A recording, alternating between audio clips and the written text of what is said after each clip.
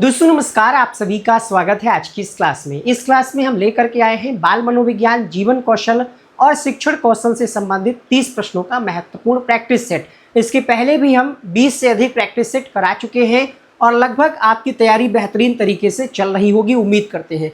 आइए शुरू करते हैं। इससे पहले बता दें, अगर आप संकल्प बैच से नहीं जुड़े हैं तो एप्लीकेशन है one day exam study, download करके आप यहाँ से जुड़ सकते हैं। पहला प्रश्न है और साथ साथ आप काउंट करते चलिएगा कि कितने प्रश्नों के उत्तर आपके गलत हो रहे हैं। अगर गलत हो रहे हैं इसका मतलब है आप कुछ नया सीख रहे हैं। क्वेश्चन नंबर 1 है, मानसिक स्वास्थ्य विज्ञान के जनक के रूप में किसे जाना जाता है? Sigmund Freud, William James, Clifford, Beers या फिर जॉन वॉटसन। एक एक ऑप्शंस की अगर हम बात करें तो सिगमंड फ्रायड ने कौन सा सिद्धांत दिया? तो आप कहेंगे मनोविश्लेषणात्मक सिद्धांत जो है ये इनके द्वारा दिया गया। कौन सा? मनोविश्लेषणात्मक सिद्धांत दिया गया। और यहाँ पर आप पढ़ते हैं इन्होंने ही कॉन्सेप्ट बताया है। कौन सा? इड, ईगो और सुपर ईगो की बात इन्होंने ही की है। मन के इन्होंने स्तर बताए हैं। ठीक है, तो ये बात हो गई आपकी किसकी? सिगमंड फ्रायड की। सिगमंड फ्रायड के अलावा यहाँ पर दे रखा है विलियम जेम्स। तो आप पढ़ते हैं कि आधुनिक मनोविज्ञान के जनक में नाम आता है इनका। और क्लिफोर्ड बियर्स जो हैं ये मानसिक स्वास्थ्य विज्ञान के जनक के रूप में माने जाते हैं। वॉटसन की जब हम बात करते हैं तो इनको क्या कहा जाता है? व्यवहारवाद के जनक कहे जाते हैं जेबी वॉटसन। व्यवहारवाद के जनक कौन है? तो जेबी वॉटसन। इनका एक प्रसिद्ध स्टेटमेंट है कि तुम मुझे बालक दे दो, मैं उसे जो चाहूँ चोर, वकील, डाकू बना सकता हूँ। इसके अलावा व्यवहारवादी मनोवैज्ञानिकों में स्किनर, थॉर्नडाइक, पावलोव आते हैं। बात करें अगर हम गेस्टाल्टवाद की तो गेस्टाल्टवाद के प्रतिपादक मैक्स वर्दीमर को माना जाता है। आगे बढ़ेंगे प्रश्न संख्या 2 के लिए। वैदिक काल में शिक्षा का माध्यम मुख्यतः कौन सी भाषा थी? प्राकृत, पाली और संस्कृत या फिर हिंदी। क्वेश्चन नंबर 2 की अगर हम बात करें तो वैदिक काल में जो शिक्षा का माध्यम हुआ करता था संस्कृत भाषा हुआ करती थी। यहाँ पर आपका पहला विकल्प सही हो जाएगा। क्वेश्चन नंबर 3 है, भारतीय शिक्षा आयोग यानी हंटर आयोग की स्थापना कब हुई? 1884, 1882, 1902 या फिर 1917। भारतीय शिक्षा आयोग, जितने भी शिक्षा आयोग हैं उनसे संबंधित एक वीडियो हम ऑलरेडी अपलोड कर चुके हैं। अगर आपने वो वीडियो नहीं देखा तो अभी जाकर के देख लीजिएगा। उसका लिंक हम इस वीडियो के नीचे कमेंट बॉक्स में दे देंगे। थ्योरी और क्वेश्चन दोनों ही उसमें हमने करा रखे हैं। चलिए प्रश्न संख्या 3 की अगर हम बात करें तो यहाँ पर आपका सही जवाब क्या हो जाएगा? प्रश्न संख्या 3 में 1882 में आपका भारतीय शिक्षा आयोग, हंटर आयोग की स्थापना होती है। तो यहाँ पर आपका उत्तर हो जाएगा ऑप्शन नंबर बी के साथ। बाल विकास की किस अवस्था में विकास की गति सामान्यतः तीव्र मानी जाती है? यानी वो कौन सी अवस्था है जिसमें कहा जाता है कि इस अवस्था में विकास जो है तेजी से होता है? शैशवावस्था, बाल्यावस्था, किशोरावस्था, प्रौढ़ावस्था। सबसे तेजी से जो विकास होता है वो होता है शैशवावस्था में। और इसकी विशेषताओं की अगर हम बात करें तो यहाँ पर बच्चे में अतार्किक चिंतन नहीं पाया जाता है, या हम कह सकते हैं तार्किक चिंतन का अभाव होता है। ठीक है, तार्किक चिंतन का अभाव होता है। बच्चा कैसे सीखता है? तो बच्चा अनुकरण के माध्यम से सीखता है शैशवावस्था में। ठीक है, अगर हम बात करें बाल्यावस्था की तो बाल्यावस्था की विशेषताओं की आप जब बात करते हैं तो यहाँ पर आपको कहा जाता है कि इसमें बच्चा खिलौना खेलना पसंद करता है ना। तो यहाँ पर किशोरावस्था की बात करें, कहा जाता है कि ये जो अवस्था है इसमें काफ़ी सारे परिवर्तन, काफ़ी सारे बदलाव होते हैं। स्टेनले हॉल ने क्या कहा कि ये संघर्ष एवं तनाव की अवस्था है। तो यहाँ पर इस प्रश्न का आंसर जाएगा आपका ऑप्शन नंबर ए के साथ। 5वां प्रश्न क्या कहता है? जाकिर हुसैन समिति का गठन किस योजना से संबंधित बुनियादी शिक्षा के लिए किया गया था? सार्जेंट योजना, मुदालियर आयोग, राधाकृष्णन आयोग, वर्धा शिक्षा योजना। जो ये समिति थी जाकिर हुसैन समिति, ठीक है, इसका संबंध किस आयोग से है या किस योजना से है ये आपसे पूछा जा रहा है। तो बताते चलें आपको, इसका संबंध है वर्धा शिक्षा योजना से, जो कि जिसको हम बुनियादी शिक्षा भी कहते हैं। यहाँ पर देखिए मेंशन भी है, इसी को हम बुनियादी शिक्षा भी कहते हैं। 1936-37 के दौरान इसको महात्मा गांधी ने जो है आगे प्रमोट करने का काम किया। यहाँ पर आपका उत्तर चला जाएगा डी के साथ। जीन पियाजे के अनुसार जब बालक किसी नई सूचना को अपनी पूर्व मानसिक संरचना में समाहित कर लेता है तो इस प्रक्रिया को क्या कहा जाता है? क्या कहा जा रहा है? किसी नई सूचना को पूर्व मानसिक संरचना, और मानसिक संरचना को ये क्या कहते हैं? स्कीमा। यानी प्रश्न आपसे ये जानना चाह रहा है कि स्कीमा में नई जानकारी को ऐड करने को हम क्या कहेंगे? क्या समावेशन कहेंगे, समायोजन कहेंगे, संतुलनीकरण कहेंगे या फिर संरक्षण कहेंगे। तो इसको कहते हैं एसिमिलेशन या समावेशन, यानी जब हम स्कीमा में नई जानकारी को ऐड करते हैं तो वो समावेशन कहलाता है। जानकारी में ऐड करने के साथ साथ जब बात आती है बदलाव की, जब कहा जाए कि बदलाव किया जा रहा है, कहा जाए कि परिवर्तन किया जा रहा है, या फिर ये कहा जाए कि संशोधन किया जा रहा है, तब आपका उत्तर यहाँ पर बदल जाएगा। तब आप कहोगे कि यहाँ पर उत्तर हो जाएगा समायोजन के साथ। ठीक है, जब बदलाव की बात कहे तो आप यहाँ पर समायोजन लगाओगे। संरक्षण क्या होता है, आपने क्वेश्चन पढ़ा होगा कि मतलब एक गिलास होता है, उसमें पानी, लंबा गिलास है, उसमें पानी 200 ml है, एक चौड़ा गिलास है और उसमें भी पानी 200 ml है, लेकिन बच्चे को लगता है कि 200 ml वाला जो लंबा वाला गिलास है उसमें 200 ml नहीं बल्कि पानी ज़्यादा है, यानी जो मूल अवस्था होती है उसमें कोई परिवर्तन नहीं होता है, रंग रूप आकार बदल भी क्यों ना जाए। ये गुण होता है संरक्षण का। और जब बच्चा ये समझ जाता है कि क्वांटिटी इक्वल रहती है, अवस्था जो है रूप उसका बदल जाए, तो उसमें संरक्षण का गुण आ जाता है। ये जीन पियाजे के अनुसार तीसरी अवस्था जो है मूर्त संक्रियात्मक अवस्था, उस अवस्था में बच्चे में ये गुण विकसित हो जाता है। क्वेश्चन नंबर 7 है, वर्धा शिक्षा योजना किस वर्ष प्रस्तुत की गई? 1935, 1939, 1942 या इनमें से कोई नहीं। वर्धा शिक्षा योजना, इसी को नई तालीम के नाम से भी जानते हैं। क्या कहते हैं इसको? नई तालीम भी कहते हैं, इसको बुनियादी शिक्षा भी कहते हैं, इसको हम क्या कहते हैं? बुनियादी शिक्षा भी कहते हैं, और इसका एक और नाम है वर्धा शिक्षा योजना। ठीक है, महात्मा गांधी ने इसका प्रतिपादन किया, इसको वर्धा शिक्षा योजना भी कहते हैं। ठीक है, तो यहाँ पर आपका उत्तर हो जाएगा 1936, या ऑप्शन पे डिपेंड करेगा, कई बार 37 दे देता है, तो यहाँ पर ध्यान रखना है, आपका उत्तर जाएगा इनमें से कोई नहीं। चिंतन में प्रतीकों की भूमिका के संदर्भ में कौन सा कथन सर्वाधिक उपयुक्त है? आज आप सभी से रिक्वेस्ट है, हाथ जोड़ करके निवेदन है कि आप इस वीडियो को देख रहे हैं, लाइक करें या ना करें, लेकिन एक कमेंट हर कोई करेगा। जितने भी व्यूज़ हैं उतने कमेंट आने चाहिए। क्यों? हमें आप लोग ये बताओ कि आपका स्कोर क्या रहा। स्कोर हम इसलिए जानना चाहते हैं, आप स्कोर बताओगे तो हमें पता चल जाएगा कि हमारे प्रश्न का जो स्तर है वो थोड़ा सा अप है, आपके उत्तर गलत हो रहे हैं। अगर आप नहीं बताओगे तो हमें कैसे पता चलेगा? अगर आपके 30 में 30 सही हो रहे हैं तो आप लिखिए, ईमानदारी से लिखिए, लेकिन कमेंट जरूर करिएगा। ठीक है, चिंतन में प्रतीकों की भूमिका के संदर्भ में कौन सा कथन सर्वाधिक उपयुक्त है? कहा जा रहा है प्रतीक अनुभवों को मानसिक रूप से संगठित करने में सहायता देते हैं। प्रतीक मुख्यतः प्रत्यक्ष संवेदनाओं को पुनः उत्पन्न करने का काम करते हैं। प्रतीक अधिगम में पुनर्बलन की आवश्यकताओं को कम करते हैं। प्रतीक व्यवहार के जैविक आधार को परिवर्तित करने में सहायक होते हैं। प्रतीक यानी सिंबल। ठीक है, आपने अगर जीन पियाजे का सिद्धांत पढ़ा है तो उसमें एक अवस्था है पूर्व संक्रियात्मक अवस्था। ठीक है, पूर्व संक्रियात्मक अवस्था में क्या होता है? बच्चे में सिंबॉलिक थॉट आ जाता है, यानी वो प्रतीकों के बारे में, प्रतीक को देख करके उसके अंदर समझ विकसित होने लगती है। जैसे हम बच्चे को पढ़ाते हैं ए फॉर एप्पल, तो उसके अंदर एप्पल की जो प्रतिबिंब है, प्रतीक है, वो उसकी स्कीमा में ऐड होने लगता है। कहा जा रहा है चिंतन में प्रतीकों की भूमिका क्या है? जैसे आप कुछ सोच रहे हैं, हमने आपसे कहा रेलगाड़ी, तो आपके दिमाग में तुरंत रेलगाड़ी का फिगर जो है, चित्र जो है, वो क्लिक किया होगा। जैसे हम कहें बनाना यानी केला, तो आपके माइंड में उसका फिगर जो है क्लिक करता है एक बार। ठीक है, हम कहें मेला, तो मेला में तुरंत आपको मेला वाला माहौल, झूला उला आपके दिमाग में क्लिक करके निकल गया। ठीक है, तो यहाँ पर प्रतीकों की भूमिका के संदर्भ में सही कथन कौन सा है?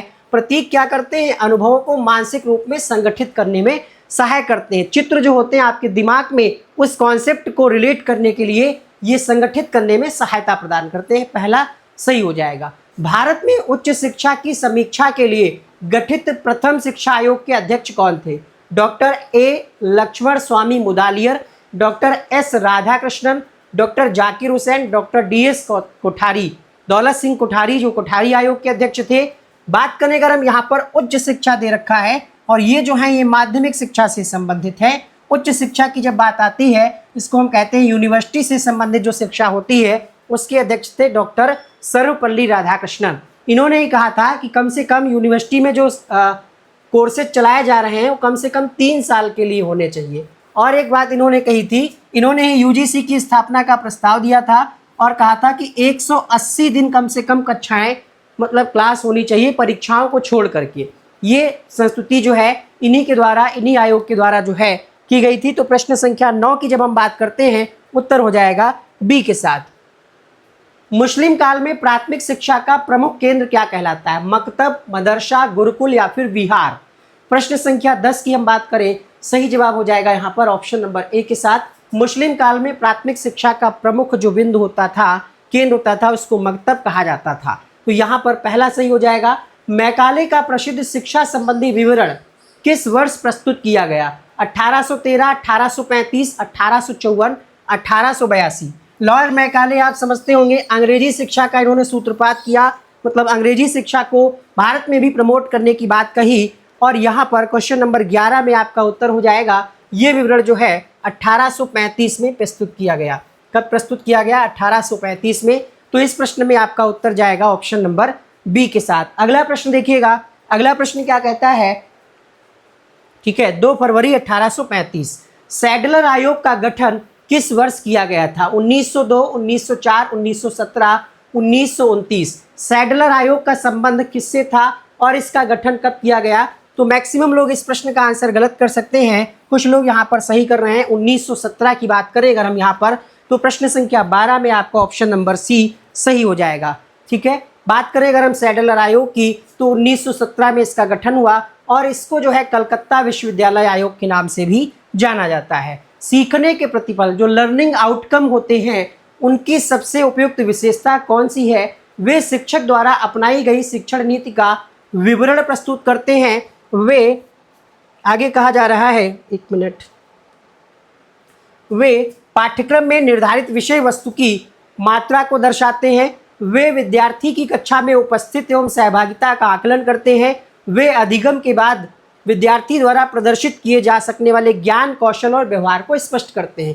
देखिए, जब आप सिखा रहे होते हैं उसके बाद क्या आउटकम निकला है, ठीक है, क्या बच्चे ने सीखा है सही से, मतलब जो भी आपने उद्देश्य लेकर के कक्षा में प्रेजेंटेशन दिया, आपने पढ़ाया, बच्चों को सिखाया, उससे क्या आउटकम निकला, वही पूछा जा रहा है। कौन सी विशेषता है? शिक्षक द्वारा अपनाई गई शिक्षण विधि का विवरण देते हैं, या फिर यहाँ पर आप देखेंगे उपस्थिति और सहभागिता से सिर्फ काम नहीं चलने वाला। सबसे अच्छा ऑप्शन है कि वे अधिगम के बाद विद्यार्थी द्वारा प्रदर्शित किए जा सकने वाले ज्ञान, मतलब बच्चे ने क्या सीखा है, ज्ञान का मतलब यही हो गया। इसके साथ साथ कौशल और व्यवहार को स्पष्ट करते हैं। लर्निंग आउटकम से पता चल जाता है कि बच्चे ने क्या सीखा है, क्या स्किल उसके अंदर डेवलप हुई है और उसके व्यवहार में किस तरीके से परिवर्तन हुआ है। समस्या समाधान विधि को प्रभावी बनाने के लिए कौन सा क्रम सर्वाधिक उपयुक्त माना जाएगा? पहला, समस्या की पहचान, परिकल्पना निर्माण, तथ्यों का संकलन। दूसरा, समस्या की पहचान, तथ्यों का संकलन या फिर समस्या की पहचान। देखिए, सबसे पहले आप तथ्यों का संकलन नहीं करेंगे। कोई भी समस्या आती है तो सबसे पहले आप समस्या की पहचान करते हो कि वो किस प्रकार की समस्या है। तो ये 2 ऑप्शन तो हट गए। अब समस्या की पहचान करने के बाद आप क्या करोगे? तुरंत परिकल्पना बनाने लगोगे? सोचो आप, समस्या समाधान विधि के जब हम स्टेप की बात करेंगे तो तुरंत परिकल्पना नहीं, सबसे पहले आप तथ्यों का संकलन करोगे जिससे संबंधित समस्या होगी। उसके बाद हम तथ्यों का संकलन करने के बाद परिकल्पना निर्माण और फिर उसका परीक्षण और फिर लास्ट में निष्कर्ष तक पहुंचेंगे। तो अगर आपने 20 का उत्तर लगाया है तो सही है। अगला है यहाँ पर, स्वयं विभिन्न स्रोतों से प्रमाण एकत्र करने, संभावित व्याख्याएं बनाने, प्रमाणों के आधार पर अपनी व्याख्या को स्वीकार या अस्वीकार करने के लिए प्रेरित होता है। तो ये शिक्षण मुख्यतः किस विधि की विशेषता है? कह रहा है विभिन्न स्रोतों से प्रमाण एकत्र किया गया, संभावित व्याख्याएं बनाई गई, प्रमाणों के आधार पर अपनी व्याख्या को स्वीकार या अस्वीकार किया गया। तो कौन सी विधि है? प्रमाण एकत्र करना, संभावित व्याख्या बनाना, क्या ये व्याख्या विधि है या फिर प्रदर्शन विधि है, खोज विधि है या फिर परियोजना विधि है? चलिए आंसर करिएगा इस प्रश्न में और सभी लोग वीडियो को लाइक भी करिएगा। अगर आपको ये क्लास पसंद आए तो लाइक भी करिएगा और अगर नहीं पसंद आए तो डिसलाइक का भी तो ऑप्शन है आपके पास, कर सकते हैं, कोई दिक्कत नहीं है। पता तो चलेगा कम से कम कि आप कुछ तो कर रहे हैं।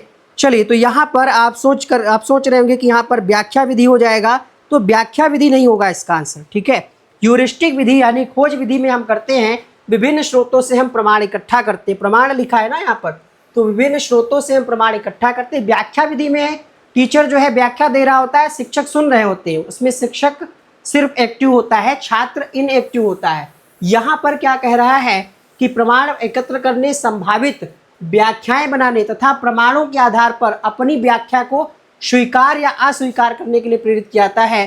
तो ये खोज या अन्वेषण विधि की विशेषता है। यहाँ पर आपका ऑप्शन नंबर सी सही हो जाएगा। अगला प्रश्न है, ब्लूम के वर्गीकरण के अनुसार यदि कोई विद्यार्थी किसी सीखी गई कल्पना का प्रयोग करके नई परिस्थिति में समाधान विकसित करता है तो ये अधिगम के किस अनुक्षेत्र के उच्च स्तर को दर्शाता है। ब्लूम टैक्सोनॉमी आपने पढ़ी होगी, उसी से ये प्रश्न है जिसमें हम बात करते हैं कि कोई बच्चा किसी सीखी हुई संकल्पना का प्रयोग करके नई परिस्थिति में समाधान विकसित कर रहा है तो ये कोई भावनाएं तो है नहीं, भावना वाला तो होगा नहीं। यहाँ पर सामाजिक अनुक्षेत्र ब्लूम ने बताया नहीं है, मनोदैहिक भी नहीं बताया है, तो इसका आंसर जाएगा संज्ञानात्मक वाला जो डोमेन है उसके अंतर्गत जाएगा समस्या समाधान वाला।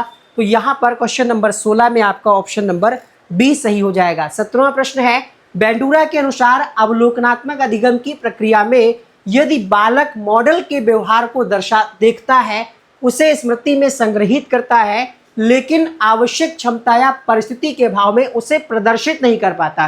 देखिए बेंडूरा ने जो अपना सिद्धांत दिया है, अगर आपको नहीं पता तो बता दें, अपने सिद्धांत में 4 चरण बताए हैं। 4 चरण बताए हैं। सबसे पहला चरण इसमें क्या होता है, सबसे पहला होता है अटेंशन। अटेंशन को हम क्या कहेंगे, ध्यान या अवधान।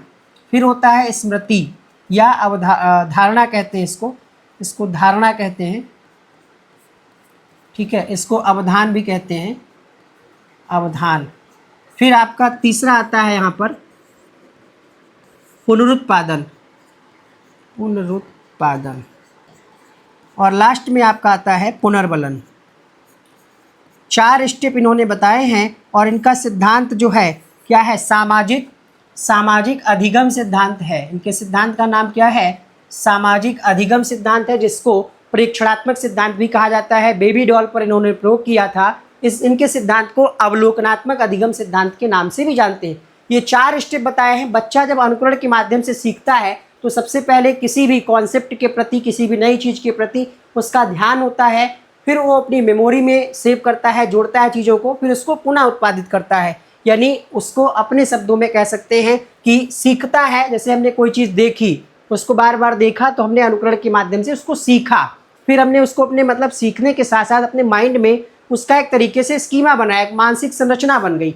वही कह रहा है बेंडूरा के अवलोकनात्मक अधिगम की प्रक्रिया में बालक मॉडल के व्यवहार को देखता है, स्मृति में संग्रहित भी कर लेता है, लेकिन आवश्यक क्षमता या परिस्थिति के भाव में उसे प्रदर्शित नहीं कर पा रहा है। मतलब वो पुनर्प्रेजेंटेशन ये नहीं कर पा रहा है।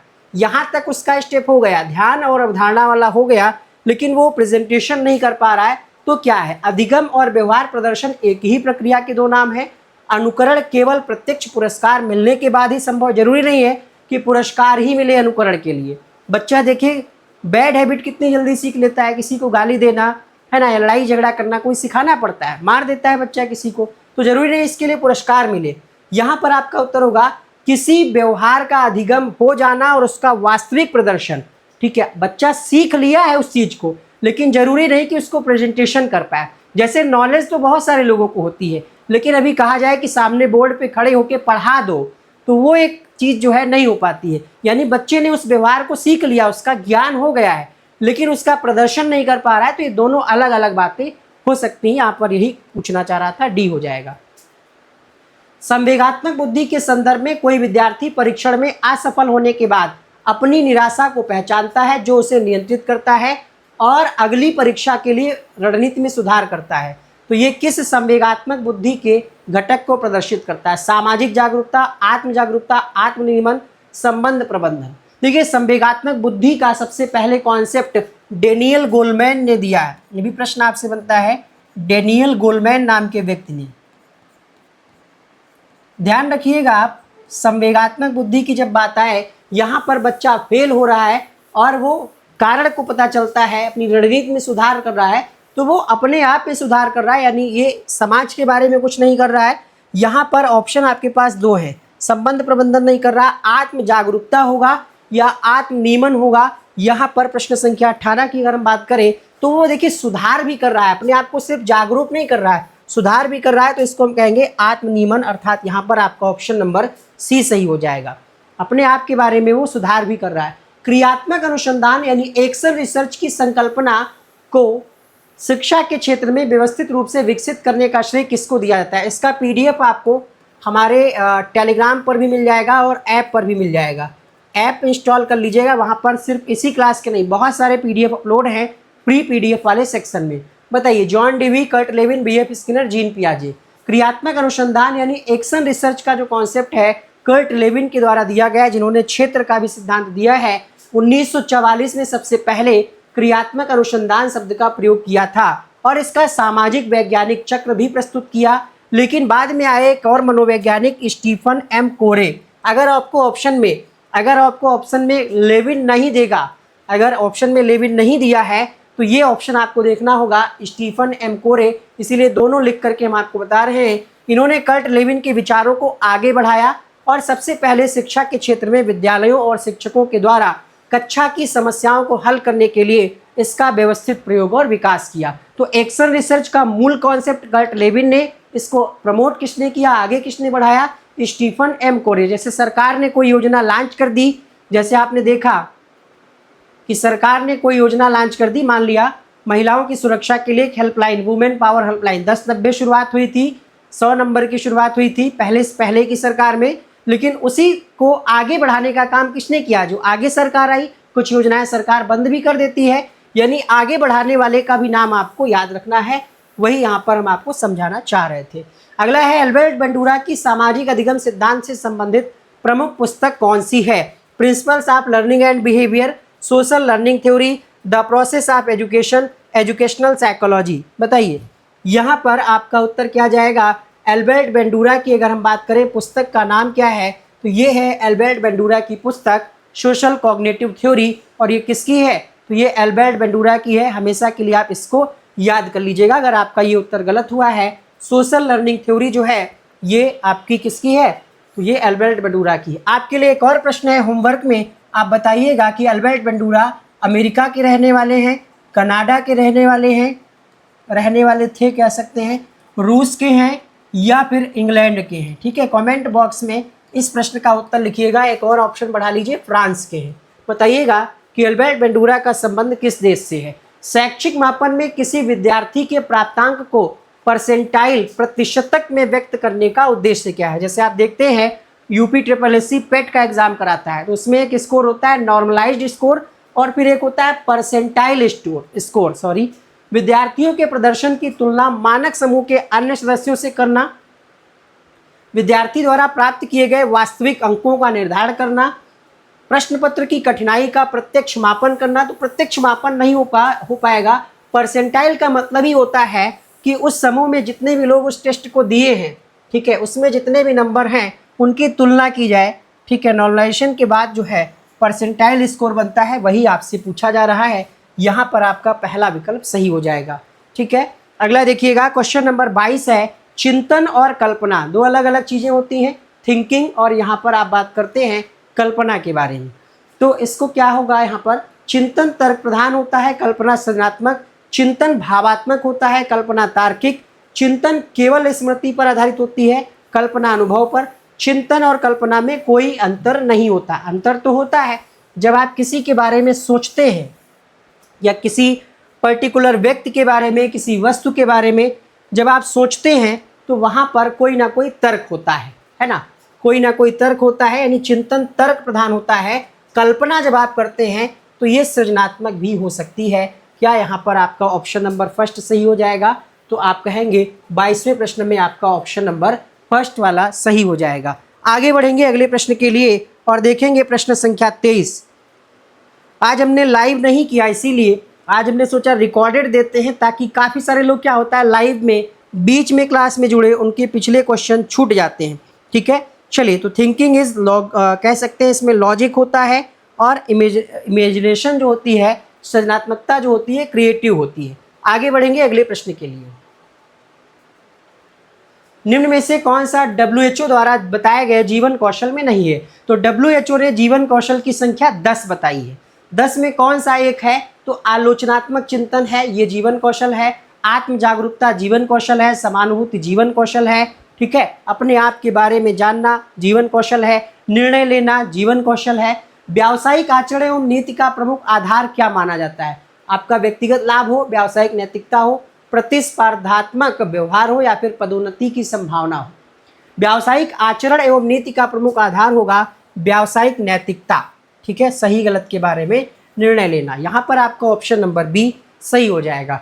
निम्न में से कौन सा मानवीय मूल्य का उदाहरण है? सहिष्णुता, स्वार्थ, पक्षपात, अहंकार। मानवीय मूल्य, मूल्य का मतलब क्या हुआ? ठीक है, मानव के मूल्य। यहाँ पर सहिष्णुता जो है ये मानवीय मूल्य है। सहिष्णुता का मतलब क्या होता है बता सकते हैं? ईमानदारी से एक प्रकार से काम करना और साथ साथ सहनशीलता, धैर्य और दूसरों के अलग विचारों या धर्म को स्वीकार करना। इसको टॉलरेंस भी कहा जाता है। ठीक है, जीरो टॉलरेंस आपने सुना होगा। इसका मतलब है कि भले ही आप किसी की बात से सहमत ना हो फिर भी आप उसका सम्मान करते हैं और शांति से रहते हैं। यही है सहिष्णुता। अधिगम के संदर्भ में दंड एवं पुरस्कार का प्रमुख संबंध किससे माना जाता है? स्थानांतरण, परिपक्वता, अंतर्दृष्टि, पुनर्बलन। दंड एवं पुरस्कार, देखिए आप किसी को दंड दे रहे हैं, ठीक है, तो पुनर्बलन के प्रकार में भी आप पढ़ते होंगे। पुनर्बलन में भी दंड एवं पुरस्कार का उपयोग किया जाता है। यानी इसका संबंध किससे होगा? पुनर्बलन से होगा। जैसे बच्चा कोई अच्छा काम करता है या अच्छा होमवर्क करके लाया है, असाइनमेंट बना के लाया है, तो आपको उसको पुरस्कार स्वरूप कभी कभी क्या है, पुरस्कार में क्या करते हैं आप? भौतिक पुरस्कार में आप कोई टॉफ़ी दे देता है, चॉकलेट दे देता है या कोई पेन गिफ्ट कर दिया। यानी इसका संबंध अधिगम के संदर्भ में दंड एवं पुरस्कार का प्रयोग पुनर्बलन के संबंध होता है, स्थानांतरण में नहीं होता, अंतर्दृष्टि में नहीं होता। उत्तर जाएगा यहाँ पर डी के साथ। क्वेश्चन नंबर 27 है, निम्न में से किस मनोवैज्ञानिक के अधिगम संबंधी प्रयोगों में पुरस्कार की अपेक्षा समस्या समाधान और अंतर्दृष्टि को अधिक महत्व दिया गया? Edward Thorndike, Skinner, Kohler, Ivan Pavlov. यहाँ पर जितने भी मनोवैज्ञानिक लिखे गए हैं ये आपके, कोहलर को अगर छोड़ दे, कोहलर गेस्टाल्टवादी हैं, कोहलर जो है गेस्टाल्टवादी हैं, बाकी जितने भी हैं सारे व्यवहारवादी हैं। थॉर्नडाइक ने प्रयास एवं त्रुटि का सिद्धांत दिया, इसके अलावा बुद्धि में बहुकारक सिद्धांत दिया। स्किनर ने क्रिया प्रसूत अनुबंधन का सिद्धांत दिया और पुनर्बलन का सिद्धांत दिया, और इन्होंने अभिक्रमित अनुदेशन का सिद्धांत दिया। रेखीय अभिक्रमित अनुदेशन इन्होंने ही दिया है। इवान पावलोव ने शास्त्रीय अनुबंधन सिद्धांत दिया। आपसे पूछा जा रहा है कि पुरस्कार की अपेक्षा समस्या समाधान और अंतर्दृष्टि। काफ़ी सारे लोग गड़बड़ी क्या कर सकते हैं जल्दबाजी में कि पुरस्कार पढ़ा और उनको लगा कि भैया ये स्किनर का हो जाएगा, पुरस्कार की बात कर रहे हैं। नहीं, आगे क्या कह रहा है? पुरस्कार की अपेक्षा समस्या समाधान और अंतर्दृष्टि। तो अंतर्दृष्टि का सिद्धांत जो है ये कोहलर से संबंधित है। आंसर जाएगा सी के साथ। 28वां प्रश्न है, समावेशी कक्षा में शिक्षक की सबसे महत्वपूर्ण भूमिका क्या है? सभी विद्यार्थियों को समान तरीके से पढ़ाना। समान तरीके से पढ़ाइए लेकिन आप व्यक्तिगत विभिन्नता को ध्यान में रखिए। क्लास में विभिन्न प्रकार के बच्चे हो सकते हैं, कोई मानसिक रूप से पिछड़ा भी हो सकता है, कोई अपंग भी हो सकता है, कोई हो सकता है बहरा या गूंगा भी हो, कोई दृष्टिबाधित हो। तो एक तरीके से नहीं, अलग रखना भी गलत है। हम क्या करेंगे? विद्यार्थियों की विविध आवश्यकताओं के अनुसार शिक्षण में अनुकूलन करना। जीवन कौशल को व्यक्ति की दैनिक जीवन की मांगों और चुनौतियों से प्रभावी ढंग से निपटने की क्षमताओं के रूप में किस संस्था ने परिभाषित किया है? ये जीवन कौशल की परिभाषा है। क्या परिभाषा है? कि जीवन कौशल वह है जो व्यक्ति की दैनिक जीवन की मांगों और चुनौतियों से निपटने की क्षमताओं में सहायता करता है। ये परिभाषा है WHO की, और WHO ने परिभाषा दी और बताया कि जीवन कौशल कितने 10 प्रकार का होता है। आगे बढ़ेंगे अगले प्रश्न के लिए, और यहाँ पर अंतिम प्रश्न है, निम्न में से शिक्षण विधि एवं उसके प्रतिपादक का कौन सा सही युग्म सुमेलित है? डाल्टन योजना, मॉन्टेसरी, किंडरगार्टन, परियोजना विधि। परियोजना विधि यहाँ पर फ्रोबेल दिया गया है।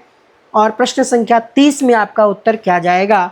हम तो सोच रहे हैं कि ये प्रश्न आप लोग कमेंट बॉक्स में लिखिएगा इसका उत्तर, और आज के इन 30 प्रश्नों में आपका क्या कुछ सही जवाब हुआ, कितने गलत हुए, कितने सही हुए, कमेंट बॉक्स में लिखिएगा। और इस क्लास के बारे में एक छोटा सा कमेंट जरूर करिएगा, अच्छी लगी, क्या सुधार की आवश्यकता है, कैसे क्वेश्चंस और हम आपको कराएं, जरूर कमेंट बॉक्स में बताइएगा। क्योंकि जब हम CDP के नए प्रश्न लिखते हैं, बनाते हैं, तो जो सिलेबस में है, जैसे विकास के सिद्धांत हैं तो वही आप सब पढ़ चुके हैं, थॉर्नडाइक के सिद्धांत आप वही पढ़ चुके हैं, Skinner, Pavlov, Kohlberg, Vygotsky, Bandura, सब आपका पढ़ा हुआ है। तो नया क्या कराया जाए, हम लोग खुद नहीं सोच पाते हैं। 2-4 टॉपिक हैं, उसके सारे क्वेश्चन एक क्लास में नहीं कराया जा सकते।